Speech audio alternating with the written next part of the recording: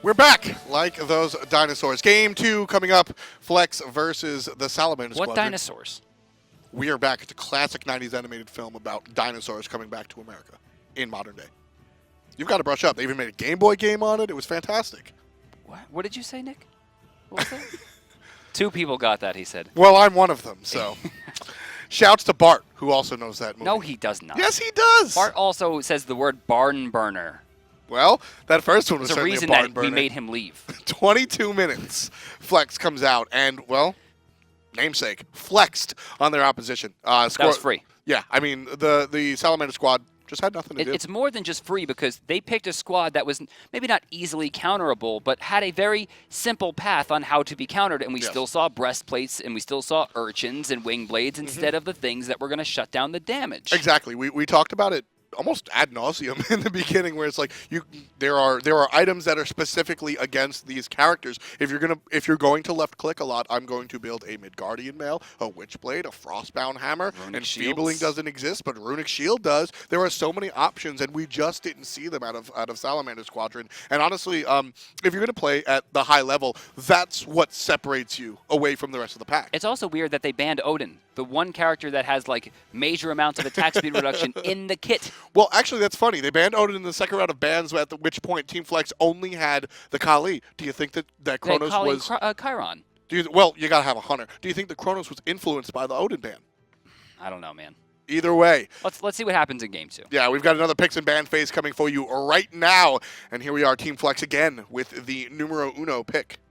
Jan is going to be banned away. I imagine it's going to be Raven and Alquang to be taken. Yeah, there's Raven by the Salamanders. Team Flex, they want to go, I imagine, well, after this next ban. Because I imagine they first picked the Khepri, good for them. But they can also, Alquang is one of DaretoCare's better gods. So the Athena ban will come out from Team Flex. So we'll likely see a Khepri. We're probably going to see Alquang here. I mean, there's no way they give DaretoCare Alquang. He's one of the best Alquang players worldwide. Yes. I mean, there's no way you give him that god. Completely agree. I still think, oh my god, this game is so over.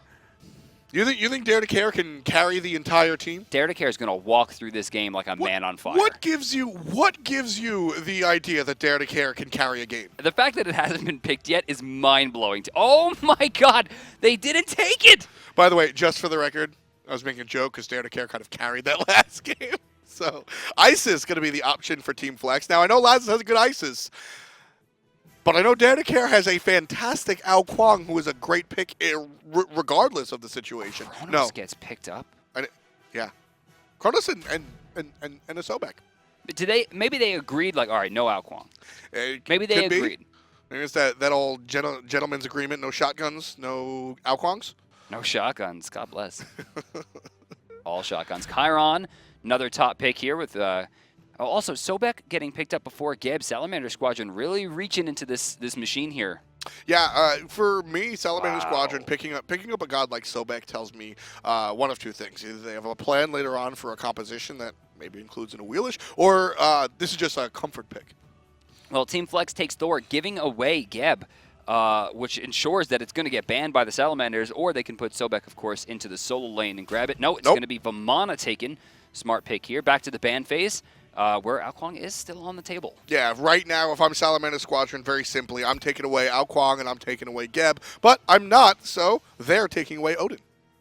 Taking a look at the other side, Team Flex going to ban out the Party Monkey. So that is pretty much the god that we've seen on display the most from the jungle of Salamander Squadron. All right, final ban here for Salamander. It's going to be Bologna. Team Flex. Again, I mean, I think Alquang's the pick here. Hou-Yi still on the table as well. They got there it is. They're going to ban. So there wasn't an agreement. He just actually made it that far. That surprises me. Good old Frank. I can't believe he got that far. Wow. All right, Salamander Squadron option here, looking for a jungler. It's going to be Awilix. Ha! Going with the Sobek, of course. Yep. And also, not for nothing, just a painfully underrepresented god in the SPL. Pick percent 4%? That should be way higher. Kumbakharna selected by Team Flex. This could go either solo or support, honestly. Kumba has a little bit of trouble maintaining presence when Vamana's in the game, though. Okay. If at any point Vamana chooses to kill Isis, the only real stopping power that Flex is going to have is Thor. Using that wall to separate the baby from the mage. It's still a pretty hard shot to land as well. I'm expecting that early game Salamander has the option here. Mattypocket going to grab himself Tier, keep himself alive through the early game, sustain through Vamana's damage. Okay. One of the more unkillable gods in the game at the moment. Tier showing his... Eesh, look at that face. Yeah. That is a face of a god that definitely wants to stay alive. Picking last is the Salamander Squadron. They are in need of either a hunter or a mid laner, depending on where they want to put Chronos. And we will see. That is what that conversation is at the moment. They will pick up Vulcan. Okay. Another, well, actually, this character, I don't want to say he's underrepresented, because Awilix, I am set in stone. I think she's fantastic. Vulcan is a character that goes either way for me. Well, remember, Vulcan can actually help Awilix as well, considering he does have a knock-up into his kit. Vulcan, some of the highest damage in the game, DPS-wise, considering full build backfires are doing very close to 1,000 damage on unmitigated targets. In the same conversation, though, Brandon, I actually think that he's very difficult to actually execute as very, well. Very, very, a lot of the conversation that you see of lower-end players talk about how weak his passive is speaks directly to how hard he is to play, because that passive, while not the greatest passive in the game, if utilized correctly, can wreak havoc on the opponent.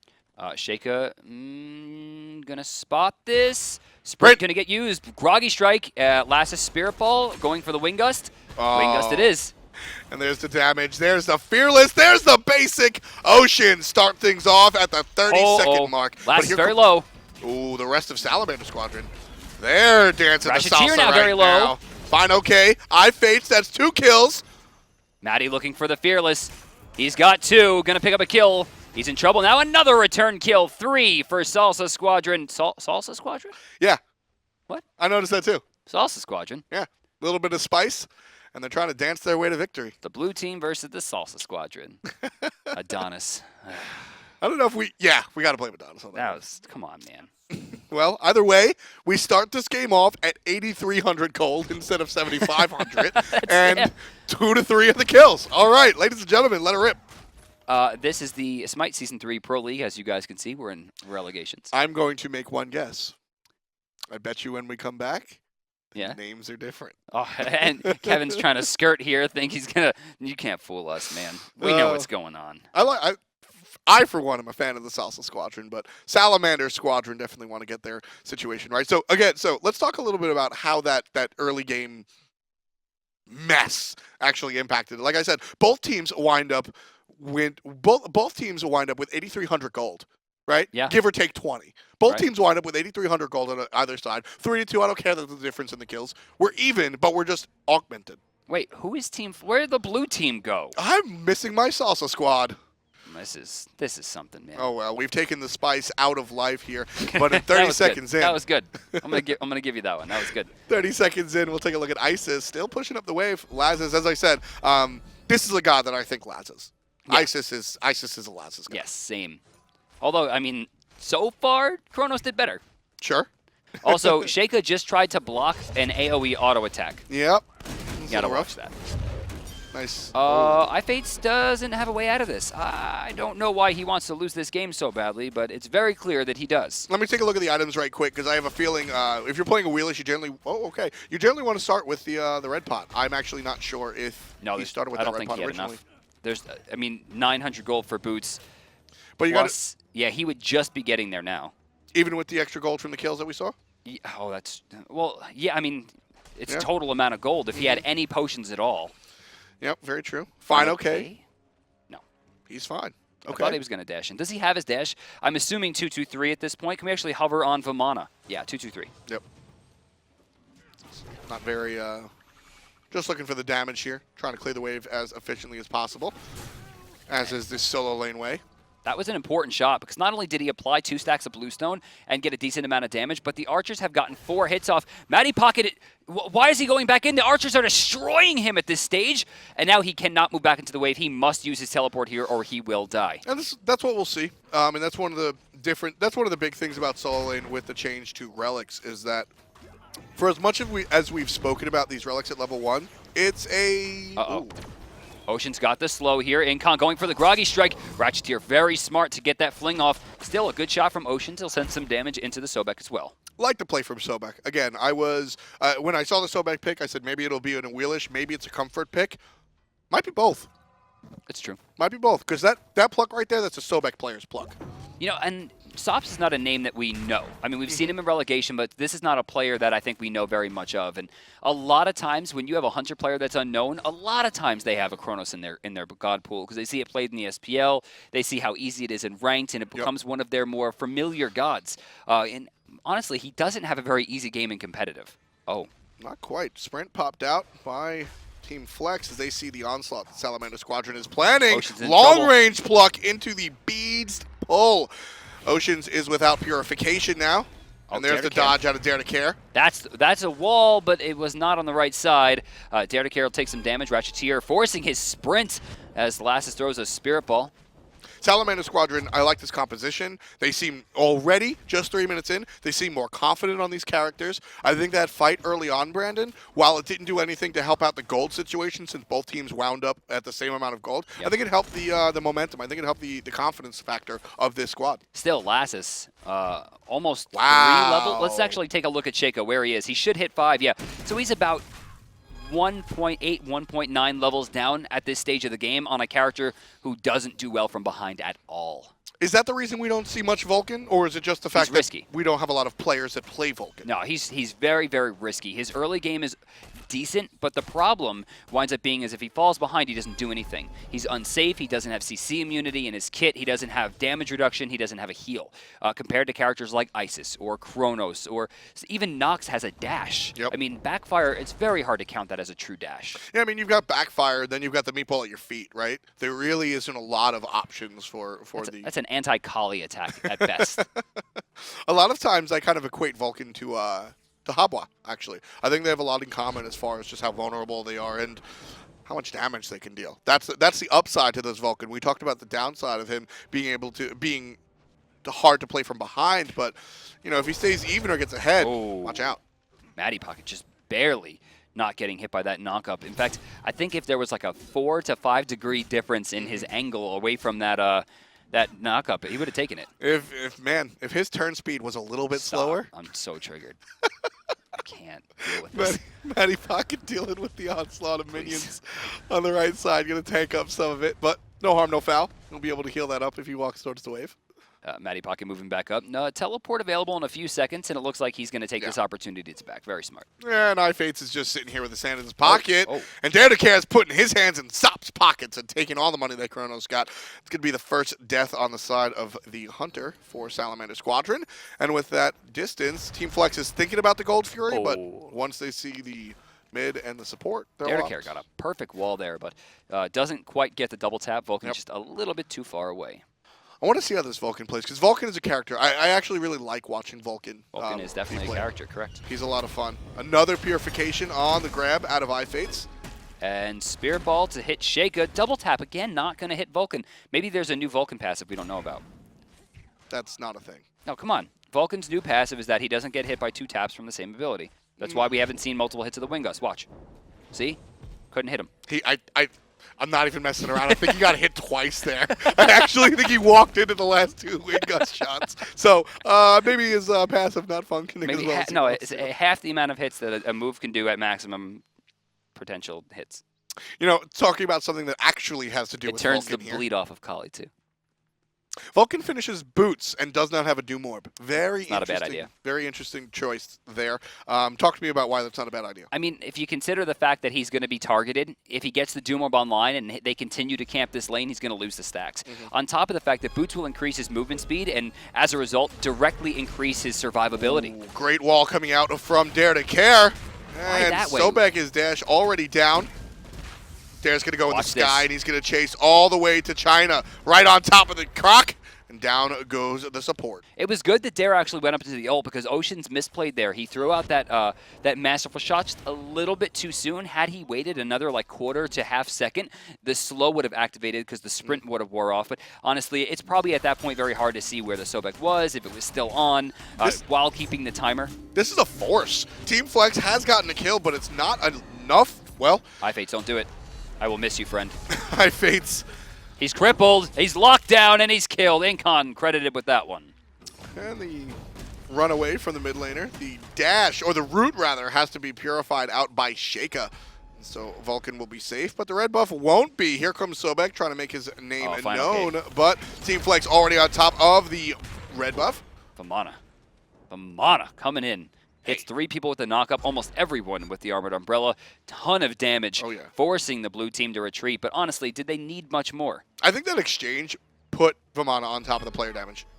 With the way he dealt that Armored Umbrella. He probably did about 2,000 damage there. And look at this. Salamander Squadron, with one move, are able to, well, the minions are toast, but with the one move from fineokay, the Salamander Squadron were able to look at the mid lane tower. Sops, why are you still going for this? There's farm to be had. He's just sitting there so thirsty for this kill. Ocean's decent damage, and he's going to force the rewind. This will be a fight he takes. Rewind is strong because it'll give him his cooldowns back, but unfortunately Rewind's under the tower, and Oceans gets credit for the kill. Rewind has a lot of amazing things. Yep. It gives you your health back from where you were 8 seconds ago. It reduces your cooldowns back down to 0. iFates 1 hit away. Jumped in. So, actually, I know why he did that. Do you? Because I don't. Yes, there's actually invincibility if you jump in and immediately hit the 2. If you time it literally frame perfect, from what I've seen at least, this is not a fact, this is speculation, you can avoid all forms of damage. Because I have seen people literally jump into Hunbot's ults and flip him for kills without taking the fear. Because we know that Feather Step will give you immunity frames similar to a Najah Sash, and Vulcan gets hit by all 4, and the ultimate, no passive there. Yeah, what happened to the passive? Lassiz doesn't want to Oh, it's only after abilities. He didn't use an ability. Oh, okay. That's right. All right, we'll take a look at that one. This joke is still going. Closer. This joke has to die. I kept it alive. Soon. Please don't. Speaking of keeping something alive, Sops, I'm going to miss you, man. Up. Down. No ultimate available. Bye-bye. In the ground. Oceans puts 10 on the board for his team. Team Flex reaches double digits before the clock does. And he has 7 kill participation, 70% right now.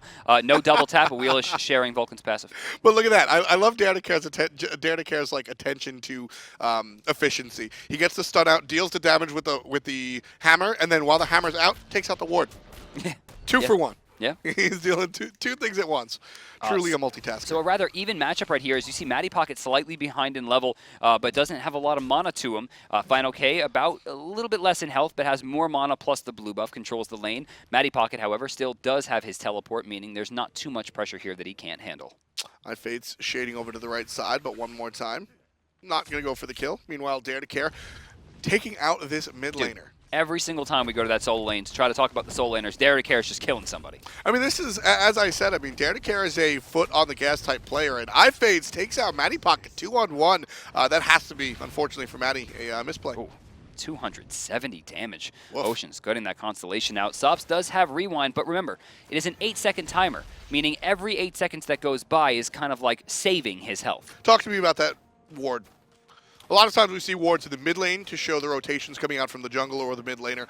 Sometimes we see it once tier 1 towers go down just to see where the enemy is. Why is there a ward in front of a tier 1 dual lane tower? At first, I kind of thought it was a misclick, but it can track Chronos' movement. Remember, at level 9, at almost 11 minutes into the game, he doesn't have a lot to do around the map right now.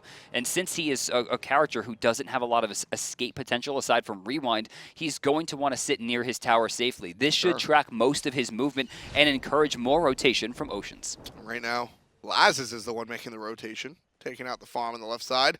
This looks like it could be a mid lane matchup. I would actually like them to keep this switch permanent. It'll be easier for Chiron to actually abuse Vulcan, and at the same time, there's no way a level 10 Chronos is fighting into a level 13 Isis. It's not a thing. Look at Incon from the side. He has to rewind. He has to rewind or he's dead. Dead. He's going to be toast as soon as he hits the ground. Wow. Oceans with the last hit. I like that choice, too, because by using his dash, he's covering the option with a giant hitbox, guaranteeing that he can't activate the rewind. It will always activate on frame 1, whereas rewind has to be a pressed hit. Even if they time it at the exact same time, it's going to give it to the move that's already active. So after that, he gets knocked back and will guarantee at least one more auto attack, increasing his damage dramatically and ensuring the kill. Great play by Oceans. And again, this is on a character that is relatively new. So being able to utilize the dash to that nth degree is definitely very exciting.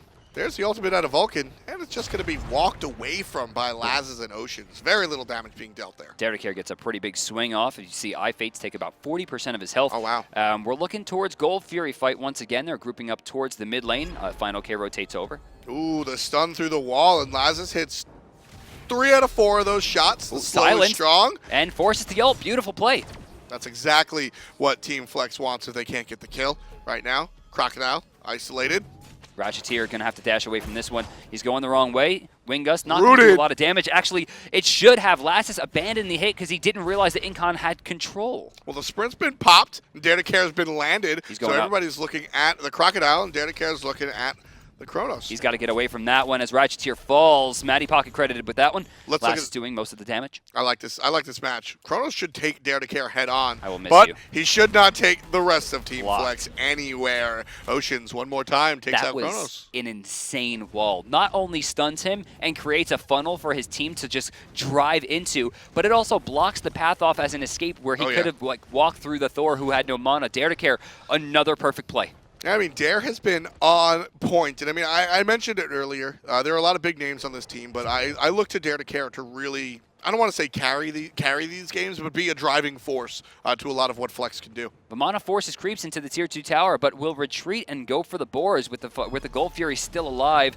You'll see a 6,300 gold difference. We'll go back to the items. Let's take a look at the teleports. Both are down. Vamana just now building into the Urchin, so he's building his second defensive item. And you take a look at Tier, he's building more cooldown. That'll likely be a Jotun's Wrath, you think, or a Titan's? I would say probably Jotun's. So moving directly more into the cooldown, and plus the 10 penetration. Unfortunately, moving from last year, Jotun's Wrath has had a large nerf, moving from 11 penetration to 10. The 11 is just such a weird change. I loved it. I loved it. It was very Smite. It was just, why does this have 11 pen? And the answer always was, why not? I think the answer was because we didn't want it to have 15. Yeah, sure. Yeah. But then why not 12, 13, right? Like 11 was such an odd number. I enjoyed it. I thought it was a lot of fun. Harris probably yelled, "Do it 11, it'd be funny." Right? Like, that's what he does. Well, it's only 10 in Season 3. And right now, speaking of only 10, Sheyka has just passed that mark. He's level 11, comparatively speaking, to the success of the mid laner in Team Flex. 216 reads the slash line for a level 15 Isis. Lassiz has been on fire is a little bit of cliche, but he is hot. The only person right now on the Salamander squad keeping pace is fineokay.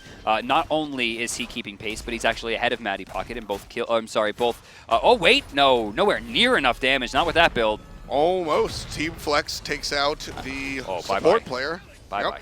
Lassiz gets credit for that. Dares up, looking for a target. Going to go right on top of the Vulcan. We use Purification, but can't purify the damage. Oceans winds up on top of Chronos one more time. 616 is the Hunter, and he's not stopping anytime soon. Flip not going to do anything. He thought Lassiz was going to take a break there. Decent damage coming out from Sops. We're looking at fineokay. Lassiz does not get the juke, and as a result, fineokay puts another kill on the board. But unfortunately, it was a 1-for-4 trade. Oh, it could be better. It could be better. Ocean's in some trouble. It's better. Aussie passive is procced, but he's not turning around to shoot, so fineokay gets the kill and feels good about himself. I mean, he walked into 5, he killed 2, not bad, but that's what Vamana does. I don't know that I'd feel myself in that situation. That's what Vamana does. That's his entire job. I mean, looking back in the Smite history books, that's a Game Hunter penna, right? Just walking into people and being Vamana. So, Mattypocket, gonna aggress on the, take out the little elementals. fineokay, 2 stacks on that Urchin now. Breastplate of Valor stacked as well. Look at the gold differential between Matty and fineokay. Yeah, that's a big swing. 500 gold going the way of the baby. Well, see, the thing was, is fineokay is getting solo experience, so it looks like he's actually keeping pace. Mattypocket's in more fights. That's true. Which is why we're seeing a much bigger win across the board, despite the fact also that Lassiz had a pretty good game so far at 3-9. Pretty good is pretty much an understatement. You know, this mid lane makes me think more about Team Flex in general. In both of these games, 1 and 2, and for what it's worth, Sheyka has been a strong player from what we've seen from the rest of the open bracket. Mid lane is being focused by Team Flex. Yeah, and it should. When you pick a character that can't build defense and doesn't have CC immunity in their kit and has to rely on beads and the enemy team sees this, you're going to die. I think it speaks to something larger, actually, as we see the aggression from DaretoCare one more time. 5 kills in a row without a death. Great try by iFates, but he's going to be taken out. DaretoCare gets chunked down by the mid laner, and Sops puts him in the ground, but now it's all Team Flex. Up in the air goes fineokay, and he's going to be fine. See, it's another run where fineokay is late to the fight. Mattypocket was there a little bit earlier, and now he's getting chased. Lassiz, I don't know about all this. This is not the right fight, Lassiz. No. Couple of hits from the baby, and you're going to be going back to the crib. fineokay on top of that one. 8 kills for Salamander Squadron, but while the mid lane is being barked down, the mid tower is being taken down by Team Flex. You know, in the very beginning, like in the picks and bans, I even stated Vamana getting onto Isis is a guaranteed kill unless a structure is going to block him. For Lassiz to commit to Vamana, I mean, sometimes in a competitive game you could say, okay, this character's not in the meta, this player might know the matchup. Like, Vamana is everywhere. That was a misplay. You know. Then again, Lassiz is so far ahead that he's probably like, I'm going to see if I can take him, guys. That's exactly I think I can kill him. He's 4-2-11 at that point. And then he's probably like, all right, I messed up, guys. Exactly. But so what I was talking about beforehand is Team Flex, I think it's less about what characters were picked, the Vulcan and the Isis from last game, and more about just a bigger picture strategy, Brandon. Do more is the item. That it is the I don't know. It is the Nike Roche runs of this year, right? That's what Season 3 is about. Buy Do More. Is that a weekend joke? I don't get that. It's a fashion thing you wouldn't understand. But in any event, is Team Flex just making a note to kill the mid lane mages? I mean, yeah, of course. I mean, if you're going to pick a character like Isis or pick a character like Vulcan, as Sheyka have for the last 2 But games. what I'm saying is I think it's bigger picture than that. Even if it was an Agni or something, I think Flex is showing that they like to focus these mages regardless of the pick because, hey, Doomorb is big. See, Doomorb, yes, is big. I think it more has to do with the fact that DaretoCare and Lassiz are roommates. Yes. They play together every day. They know each other well. They have amazing chemistry, as we've seen, and they can play off each other safely. Which, to be fair, mid-jungle bond, every team should have that. Everybody likes to talk about the duo lane, but when it comes to synergy, mid-jungle have to be just as on the same page, if not more, than the duo lane. For me, it's exactly. It has to be mid-jungle, and then it's like, does the support recognize how his players like to play, when he should shield, when he knows he shouldn't, like if you're Geb or Kumba, when he should ult, when he should not. For the solo, it's like, I'm just going to see what I can do. DaretoCare goes in the sky in the face of Salamander Squad. Look at that. He didn't even have to land on the opposition. It creates enough space for the tower. He just goes up, everybody sees it, and they walk away. They have to. Okay, let's take a tower. fineokay, he's going to be forced to ult here. Yeah, right away. He got his dash caught, and a Vulcan ultimate wasted as well, so it's a 2-for-1 ult trade. They're going in? That was a blink used from iFates. fineokay, no more ultimate means no more death onto Lassiz. Fire Giant is up, but not being targeted by any of the teams just yet. Team Flex at 20 minutes find themselves almost 10,000 gold in the lead, and they're looking to push that as they take down the right-hand side. Ultimate is down, and so is the life of fineokay. Oceans one more time. 9 kills on the Hunter for Team Flex. Oh my! Lurking in the waters, reflected completely as Lassiz sends the damage right back to him. Sprint going to be used to try to get him out of there. Mattypocket diving deep, actually gets pulled in. Awilix, is that the one that you really want? You're going to flip it as well. She's trying to get away. DaretoCare very low, but she's going to get picked off. Too much damage from Flex, and another death on the board for the Salamanders. Team Flex just played that 11 on 5. Let me explain that to you. So they had 5 people on the side. They clear the wave, they fight, and then the 6 minions took the tower down. That was 11 on 5 right there, and Team Flex obviously wind up on top, taking just the Tier 1 and the Tier 2 on the right-hand side, securing their lead to about 12,000 gold and a whole slew of kills, 23-8. Read the kill charts. Team Flex definitely want to be facing off against the challenger teams. Fire Giant is available. I don't know that they're going to go for it, given the fact that Lassiz and Oceans have shown themselves in the mid lane. Some of the elementals get picked off as you see them. Mattypocket start to walk away here. We'll go to Golden Hand, and we'll show you just how much Oceans and Lassiz have, both bordering 2,000. After the Gold Fury, they'll be there. Yeah, hold off on the Golden Hand, because this Gold Fury is going to add a whole bunch of money to that side. There's the Vulcan ultimate. There's 5,000 damage on the Gold Fury. It's just not enough. That Vulcan ultimate wound up doing about 2K, and it was a little bit too early. So Gold Fury goes the way of the blue squad one more time. Salsa Squadron cannot handle it. Oceans back to the base here. It looks like that's going to be a chin size picked up. Lassiz going back now with the red buff. Obsidian Shard to be picked up, and we'll see where he decides to go from there. Let's take a look. Golden Hand, Mattypocket. You have more Lassiz, please spend it. Wing Blade. Wing Blade. I want to see Mattypocket spend his money. He's got 2,100 gold. Should be There another it is. wing blade. Looks like he's going more defense. Selects up some of the mail. Oceans, level 19. This guy. Question marks on his head, not because of past performance, but because of lack thereof. Wait, Sops, you gotta ult. No way! Oceans! Sops, you gotta ult. Oceans from all the way from Harlem gets to hit. Incredible play. I was just about to compliment him, too. Oceans had a question mark. Nobody really saw this guy play. He's stepping up here. Well, Lassiz has an eye for talent. You know, I mean, he found Polar Bear Mike from the Challengers Cup when no one, not even the casters, knew who this guy was. Very true. Oh, dodging that meatball on all sides, and the dash once again is taken. Lassiz realizes, moves forward, and we're going to get an ult, or rather, yeah, iFates taking a lot of damage here. DaretoCare spinning to win, trying to find the kill onto iFates. A couple of basics is strong, but not strong enough. Flipped over the jungler, and Oceans cleans up one more to put himself on to 11, 2, and 10. Lassiz, the captain, gets credit for the next one, and the Croc is going to take a seat. Lassiz on the better side of a double kill. Where is Vamana? What is he doing? Was he in the mid lane? I do not know. Umbrella right Ryan now, he's being used. fearless.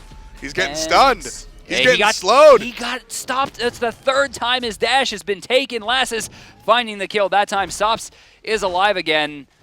But I don't know if he's got those, man. I'm not sure. We'll take a look. Here comes Chronos all by his lonesome. Stun. No time to rewind. Lassiz, not so kind. Puts the mid lane mage into the ground. 29-8 read the kills. Fire Giants there. A slew of gold in the 5-digit category. And Team Flex coming down the right-hand side looking for a Phoenix Plus. They have about 6,000, 7,000 gold in the inventory right now, so a lot to spend when they go back. They're going to look probably just for this one Phoenix. Enough time for them to get in there before Sops and fineokay respawn. Yeah, DaretoCare is going to do his old trick. Just go right into the sky, land and cut off the dash. And he gets credit for that one, as he should. Purification is going to cut off the pull from iFates and stun out the entirety of the steroid.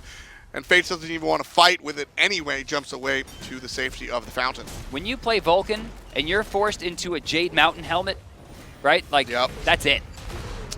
Pop Incon's goes the still Weasel. alive. Because the Weasel goes pop. Oceans finds his 12th kill of the contest. Make that 13 kills of the contest. Make that, well, still 13. DaretoCare is the one who winds up on the good side of Sheyka.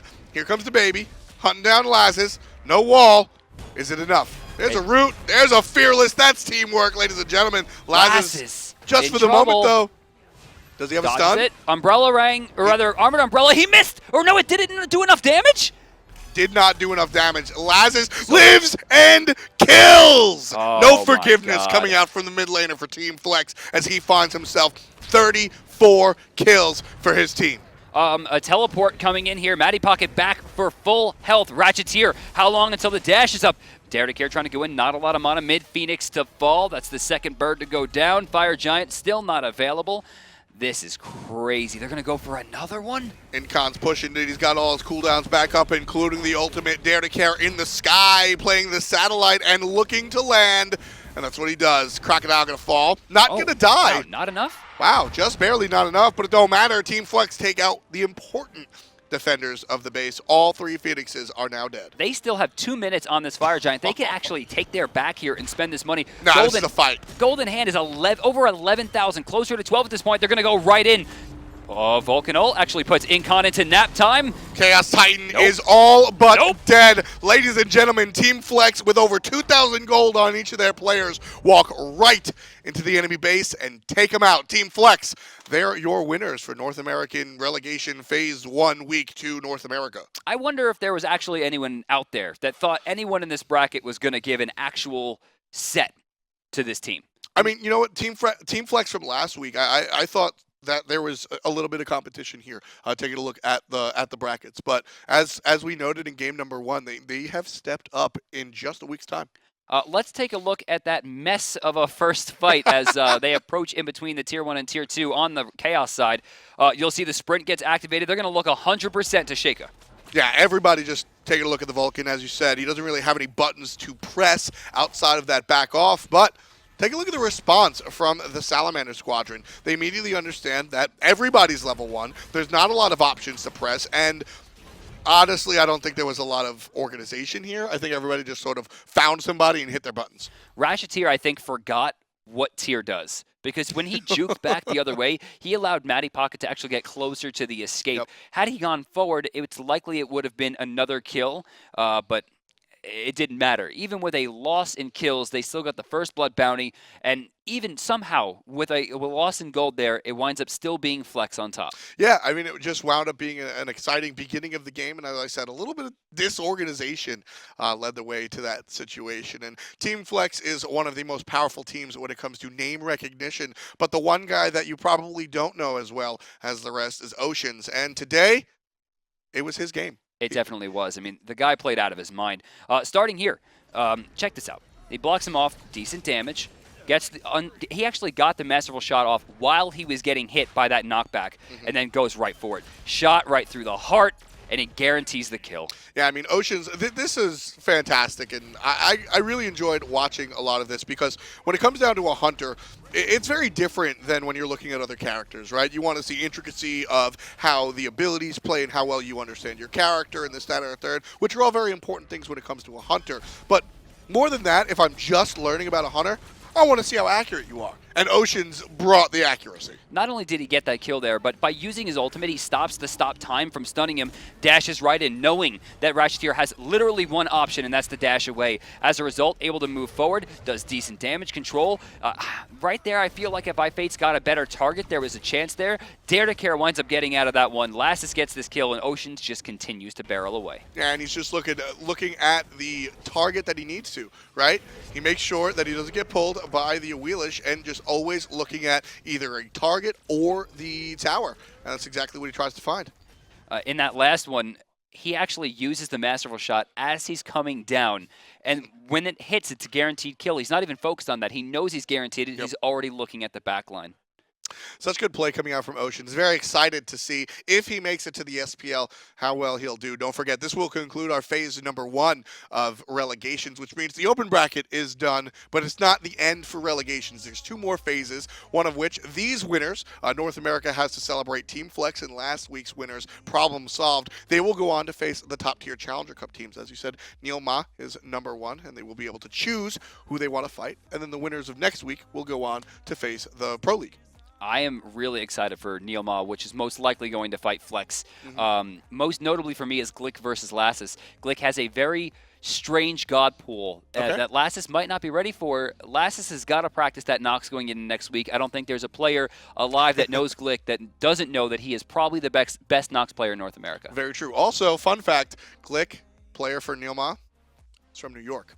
Just another New Yorker in the SPL. Exactly what we need. Smash brethren. Yep. Smash affiliates, bro. I mean, it's a long storied history. Allied also one of the Smash brethren, right? So small world here when it comes to the world of esports.